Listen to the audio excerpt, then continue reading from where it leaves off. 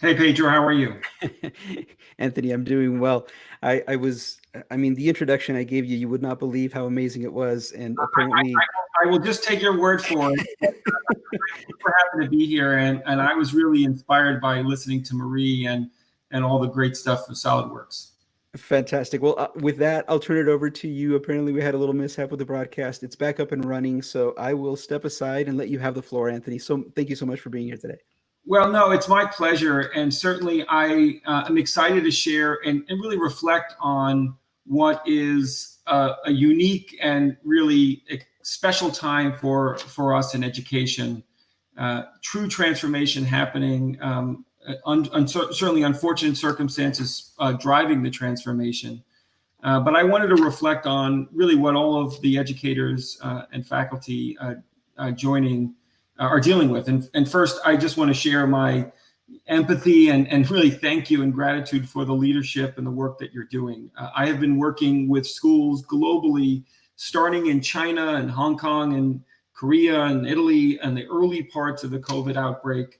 And now we are truly working around the world to support schools with a transition to remote, a transition to really understand and embrace hybrid learning, and really have been impressed by the resiliency, the innovation from educators and schools. And we need to continue to share and learn collectively to help really not only thrive in this new normal, but really transition to this new normal, because in many ways we're still on the path there. And reflection of what Marie highlighted with regards to getting students future ready. And I know this is really what this session is about, really embracing the need for CAD design, 3D design, engineering in this new world, this new economy. It really starts, though, with thinking about how this future is going to require and really help appreciate the human skills that we need. We recognize this historically in the C's, whether it's communication, creativity, critical thinking, collaboration, all more important in a digital world than less. Although that may seem ironic to some, this is exactly what the world of work is requiring. I'd expand that in the sort of the dynamics and the environments that we're living today with more C's. Some of them include computational thinking and coding, but many of the added C's that have added into our education foundation of skills include things like compassion and caring and culture, importance that we need to bring our students. Regardless of the foundation that they're going to have with regards to 3D design, engineering, technology skills, these are the things that are important. Certainly in companies like Microsoft, the way in which we work, appreciate each other, bring our personality and care to the work that we do is critical, and I think will be critical to the students that you drive. And I think it's important to embrace these C's as you go forward and build this foundation of students that we're going to want in this new world of work and new economy. Risk-taking, reflectiveness, and building relationships is going to be critical. And then making the learning that you do every single day connected to the M's, meaningful for your students in terms of the skills that they're building, the work that they want to do, make it it's inclusive for all learners. And certainly accessibility and inclusivity is important, but also thoughtful to the learning environments that you're supporting, whether remote, hybrid, et cetera. And then obviously in ways in which you can motivate students. And these are the dynamics that I think really ground the work that we try to do at Microsoft to help schools not only thrive in this new environment, but really embrace technology in appropriate ways. We see schools rushing and thinking about the journey back to school.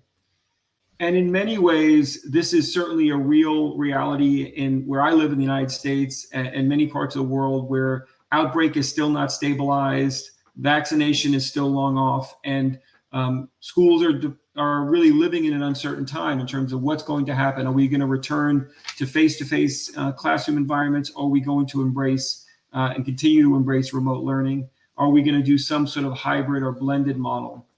And throughout all of it, while we may and should want to be back with our students and back in classrooms, we shouldn't go backwards. And what we've got to think about is, what does forward to school look like?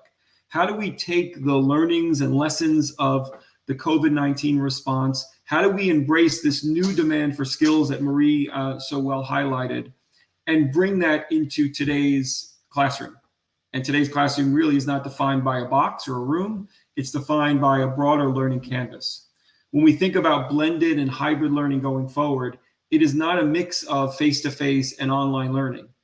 Rather, it's a mix of far broader modalities, whether it's one-to-one, one-to-few, asynchronous, live synchronous. A combination of those things will be part of the learning fabric that your students are living in and preparing for. This is exactly like the world of work that I'm existing through at Microsoft. And in many ways, the parallel between the ways in which companies like Microsoft and Google, Facebook, Apple, et cetera, are doing work resemble the ways in which school is taking place. So we need to be mindful of that as educators, to think about the ways in which we can benefit students from this current experience to get them accelerated to this new dynamic we'll see in the world of the future. Now, as we think about going forward to school, there are many, many different dimensions that we have, and certainly technology will be one. How do we use these tools and help students use the tools to make their future? But digital transformation really starts with people. We think about technology, maybe overthink about technology, but how do we get students motivated to pursue their passions? How do we align their talents to tools provided by educators and institutions to get students the motivation and connection that they need to refine their journey forward? And thinking about mindset, both being conscious of your own mindset. How are you embracing this journey? Are you really bringing your best to your students with hope, openness, energy, optimism? Or are your uncertainties spilling into the mindset of the environment? Is the frustration with technology and the distance that we all share slowing down progress and energy to create the right environment for learning? This is super critical, as we've seen in schools around the world. And when we see examples of educators innovating with their students engaged in a wide variety of modalities in blended learning, the universal connection is typically the right mindset was established to bring around the change, to bring openness to students, to bring a culture of learning and sharing every day. And so that's something that we've learned throughout the journey with schools and universities. Now, we know that we're going to really think about the dynamics of hybrid curriculum design, and this is something that, as you embrace a wide variety of technology-based skilling tools, from CAD or web design or coding, it becomes even more complex because students need that hand-to-hand and in many ways face-to-face engagement to get coached on and supported with their projects. But we know the dynamics of how students are going to work independently is something that we can do a better job on, and really think differently about how we personalize learning for each individual students. In many ways, we're going to reckon with this dynamic of the learning environment, which was based on attendance and time, connected to a standardized assessment, really changing in this new world. A world of personalized, really personalized in the fact that it's happening in people's own homes in connection to an individual isolation. We're going to need to be much more personalized in your engagement. Think about that as it relates to advanced skilling around both a purposeful learning path as it relates to students' design career aspirations, but also technology skills that they need that are unique to their learning journey. And this is something that we're working hard with institutions to help do, and using data to help refine our insight with curriculum and courseware available to learners and educators. Now, throughout all of this, what we know, and frankly, our world is really dictating this, is we need student voice to come forward. This is an opportunity as we celebrate remote learning and distance learning to challenge students to amplify their voice, to be much more connected to what their personal passions are, to make a difference in the world. As we see, technology's role to make a difference, whether it's through 3D design or vaccination or global warming and climate change support, is going to be needed more than ever. We need students to embrace their role as leaders, to embrace their place in the world, and see technology as a pathway to build, to shape, and really create jobs, create economies, but really solve challenges that we're facing on the planet. And this is going to help you enhance motivation and engagement throughout this time of distance. We know that we are building and sitting on the engines that will shape our future. Everything from the ubiquity and scale of data to the rise and power of AI to the evolution of robotics powered by tools like IoT and blockchain to create a foundation of change that can really propel our future. Technologies like quantum computing are starting to emerge and will really create the horsepower needed to take on larger and larger problem sets and really inspire students going forward. And we need to bring this foundation forward with our students because not only do the future challenges require it, but the current world of work demands it. The dynamics in the world of work are changing, and we are facing new skills needed. And we know, and all of you know this very, very well, that the rise of technology skills has created increased demand. This is only accelerated through COVID-19, where not only digital work is more required, but digital tooling, digital production, all of this is changing in the new economy. And so the work that you're doing, in many ways, the educators joining this session are really in the driver's seat, really driving change for your students. And your students are lucky for the leadership that they have. We know most students don't reflect on their skilling and graduate with a confidence that they're aligned to the skills needed for their future. We see this time and time again where students graduate institutions either displaced from work, unsure of their future, or require skills that they need after graduation. It's important that we build this purposefulness in early, starting in elementary education, all the way through a university degree and advanced degree. And this is something that at Microsoft we're working through with tools like Minecraft and MakeCode in the early days of learning and education, and building a purposeful path across the learning environments to make sure that we're helping to close a global skills gap. We certainly don't have a global talent gap. There's an availability equity gap that we have to address, and a purposefulness in learning that we have to fix to help students graduate with the skills needed for work. As Marie said, helping students find a job is critical, and more critical now as global unemployment rises. Student graduation of youth unemployment, of young student unemployment is rising, and employers need more and more talent. So this reality reflects the inequity of technology skills that we have to address, and Microsoft is certainly focused on addressing with Solid Professor and certainly with Dassault. Now, Microsoft owns LinkedIn, and as part of our LinkedIn family, we constantly understand the skills needed. And these are the current skills from LinkedIn from employers in 2020. And many of them reflect exactly what you're doing and the technologies that will power the work that your students will be doing. The soft skills are important to recognize, and I think the soft skills are critical as part of the environment. A large company, a thriving entrepreneur will need as much as the soft skills as they do the hard skills, but we certainly need those technology skills on the left for sure. Microsoft is doing a lot of work to help support this, using our people, our focus on bringing tools together, and frankly, the connections to employers.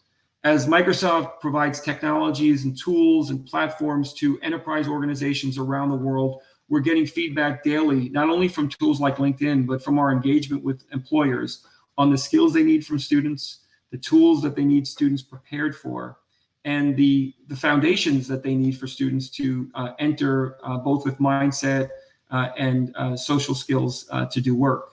And we're bringing this together across the assets that Microsoft has. And those assets really start with tools like GitHub and LinkedIn to both provide that community of learners to share openly, to build on each other's work, and to collaborate with GitHub, to get on a path to learn, to get a job and to promote their skills with LinkedIn, and then learn everything they need to learn from a Microsoft skills perspective with Microsoft Learn, which provides access to free courseware and curriculum to get students on a path for certification and learning across a wide variety of technologies. And these three things come together to help you provide an outlet to your students around the world to get them on a path for learning. We've made these resources available in one simple place for you, both for your students and educators, to get access to pathways, everything from AI career pathways to cloud design career pathways to coding, to data science, etc. Go to akas.ms, learn for edu, and you can get tools for you to bring those into classrooms, as well as resources to get your students on a path to get certified and recognized globally. So there's a number of things going on. I just want to reiterate the appreciation that I have for the work that you're doing, the partnership that we're looking to have with all of you as we continue to build on this foundation. And thanks very much, Pedro, for having me. And I'm certainly open to any questions that may exist. Oh, absolutely. Thank you very much. Yeah, there's a couple of questions here that we'll run through. You mentioned, this comes from Adrian, you mentioned Minecraft Sure. earlier, and you also shared a list of those in-demand job skills. And the question is, how does that, from your perspective, how does Minecraft tie into fulfilling those skills that are so sorely needed? Wow, it's a great question. One of the things that I, as someone who's been, obviously working with technology skilling in very young age, too often it's very passive or consumptive based, or very defined. I'm going to learn a coding language. We're going to start students on JavaScript, etc. And students are very, very boxed in terms of the boundaries of what they can do, the limitations of a robot or play toy that they often learn their STEM environment in. What Minecraft does is the opposite. It is a complete open environment, an open canvas where students' creativity is unleashed, collaboration and discovery become the foundation. Now, Microsoft, since we acquired Minecraft, we've added things in to help with tools like coding. For example, JavaScript, Make Code, Microsoft's own block programming language, even Scratch is integrated right into Minecraft. So when students need to build in Minecraft, they learn coding. Hey, I want to build a farm and I need to build 1,000 fence posts. As opposed to building 1,000 fence posts, I can run a program to automate that. So students will often have a meaningful reason of why they build technology skills. We've often done things like we've built a chemical composition by bringing the periodic table right into Minecraft. So you can literally break down any element in Minecraft to its chemical composition, or the reverse, where you can use chemicals to actually make compounds. So we're giving students the toys and the tools to build and create, but really unleashing their creativity. And I think that really helps create the kind of resiliency, really thinking about technology as a means to an end versus being shackled by the limitations that technology often provides, that the limited tools that often students get exposed to in their early days, I think, define. What I'd rather do is start students with that unleashed environment and then be more connected to the tools that they're using as they grow in their career. I love to hear that. I can attest. I have kids that spend a lot of time on Minecraft and doing some of the types of things that you described. So fantastic that those are investments for their future. Pedro, as a father, what we've learned in our research that the bulk of students' time in Minecraft is actually not in the game. It's actually researching, discovering, sharing, reading. There are students that read novels about Minecraft, that they share communities, they figure out tips and tricks. That's the kind of thing that we've seen in classrooms. I've been surprised. I didn't know this was happening before, but students spend most of the time that they do large projects in paper, actually working through designs and actually plotting and doing math to actually figure out what they're going to do before they actually jump into the game, which is something I never anticipated. No, absolutely not. I'm going to ask my own question. It's a follow-on on the amazing introduction that I gave you that nobody heard. It has to do with kind of your global perspective. I know I've seen that you've spoken throughout the world. The question I have is, we're finding ourselves now through COVID where inequity in terms of technology is something that is kind of this new variable that has, crept in. Maybe not new, but maybe it's highlighted more so now than ever. And it strikes me that maybe you, with the more global perspective, might have seen that problem elsewhere, Sure. that you may or may not have played a role in, having to come up with some creative solutions around that. You as Microsoft, perhaps.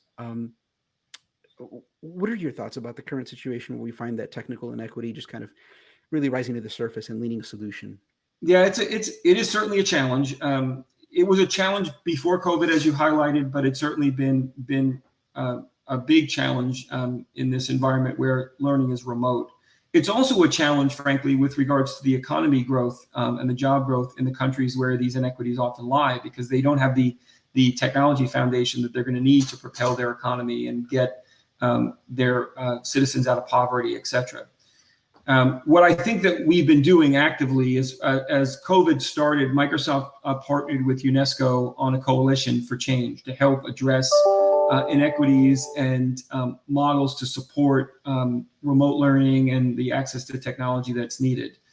And Microsoft's doing a number of things, both with the foundational infrastructure that's needed to get connectivity, working with offline and mixed online systems for schools, but also thinking about this notion of hybrid differently. One of the things that we saw early, even in early days in China when COVID outbreak happened, we were seeing inequities or technology access gaps, even in homes that had access to broadband and computers in the home. Because when you think about it, when students have to show up at 8 a.m. for a science class, and the one computer they have in the family is needed by 3 children and 2 parents, that becomes a problem, even though you wouldn't have seen that as an equity challenge before. And so we've got to actually help education systems and educators understand that perhaps embracing an asynchronous learning modality, using mobile phones, let independent learning challenged by missions that you may trigger to your students on a weekly or daily basis is absolutely part of the future and not just a concession. We've seen examples where an educator may start a class at maybe for 10 minutes to kind of go through what the expectations are through the day. And then students may use a tool like Flipgrid to connect with each other on what they're learning on a phone, and keeping that connection going and community building throughout an asynchronous model. These are models that I think poor countries with less access to devices or laptops are going to need. The other thing that I think we've been helping with and really putting focus on is working with policy with governments to reallocate spend for technology. In many cases, technology investment in students is just that. It's an investment in the economy, an investment in the future. We've worked on the policy level where a Minister of Economic Development is fighting the Minister of Education for technology investments for money when they don't realize they're trying to solve the same problem. And so we've got to be thoughtful about how we work with governments around the world to reallocate and obviously make more affordable technology available to these countries. Yeah, absolutely an important component that I appreciate you guys in the position and perspective you have are working on. That's fantastic to hear.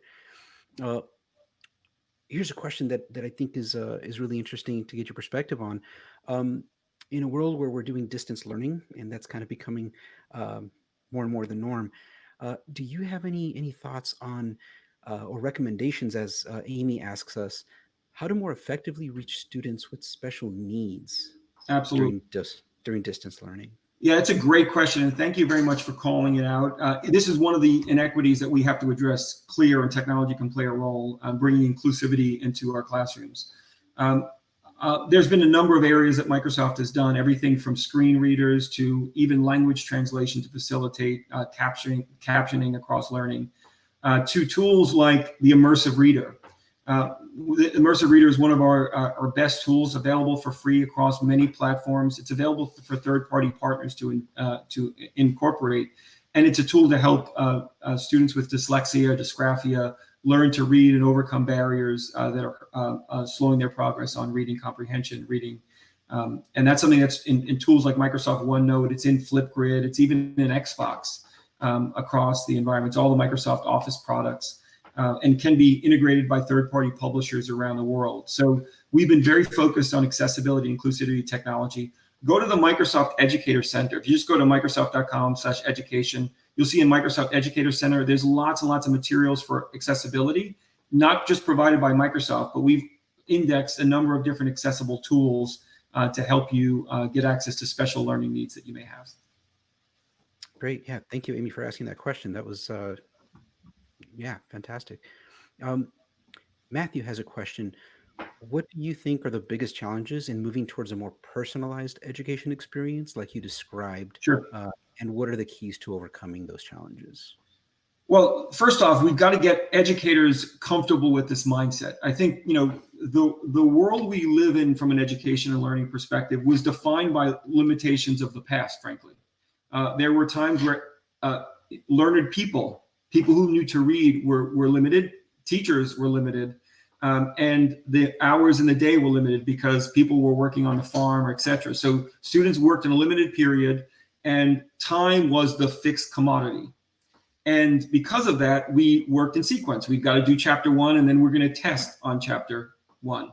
And the assessment was the variable. Kids got all different grades. So a student got an A, moved on to chapter 2, that may have been fine. But even a student with a B really shouldn't have moved on without making sure that they were mastery. And that's something that I think creates inequities around the learning pathways in terms of what students are doing, and inefficiencies that students will have to recover from throughout their life. We don't want that in the world of technology. We want students to master what they're doing throughout their projects. And certainly with the current environment of learning, we've got to question the model that we have. Time is certainly not the variable, is not the fixed asset, it's the variable. Students are working all hours of the day. They're working in their own pace, their own time, et cetera. So that's one part of personalization. The other is they're going to work in their own tools. They're going to have different tools that they want to use based on their environment. So getting that right focus there is important. And then the other, which is a gap and certainly the accelerant, is data. Schools are collecting more data now than ever before because of the presence of remote learning. We have insight of when students are online, what they're working on, who they're collaborating with, the materials that they're using, et cetera, et cetera. That data is not being used to help personalize and automate learning. It's not helping because students are not often connected to what they got on the last test to help them prepare for the next test. There's no content between what students are trying to learn and what they're going to need based on skills that they're developing.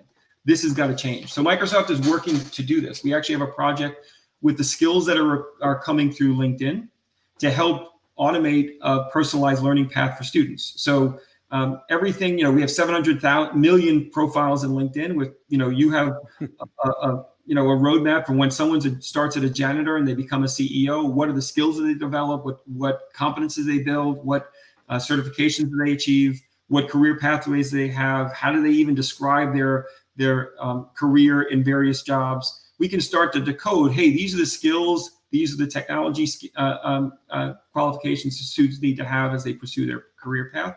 So we've got to provide tools like that to make it much more self-directed and provide educators with a roadmap. I hate the cliche that often gets thrust in these education conferences that the jobs haven't been invented yet and the skills that are needed we don't know, which is a reflection, frankly, of the volatility of the current reality. And that's fine, but I think it creates huge, confusion to an educator of what they do. And what we've got to start doing is say, no, we can start laddering meaningful skills that students are developing as they get inspired by pursuing their passions and pursuing a career. The earlier you do that, the better you can personalize learning. Now, there's tools that we can do that we've got to start enabling with content providers as well. When you're, studying math problems, if someone wants to be a ballerina, the problems that they can be easily indexed and veneered with tools that relate to being a ballerina. The same if you wanted to be a construction worker. That kind of things, those are easy steps that we still haven't made. AI and good use of data are the answers. We just have to get more focused on making that reality. That'll be a huge step forward, certainly. A question from Maddie. Hi, Anthony. Do you have any recommendations for encouraging students to amplify their voices in the classroom during distance learning? Yes, of course. This is now more than ever. I think, there's two things that I think we're not doing enough of. One is bringing other voices into your classrooms.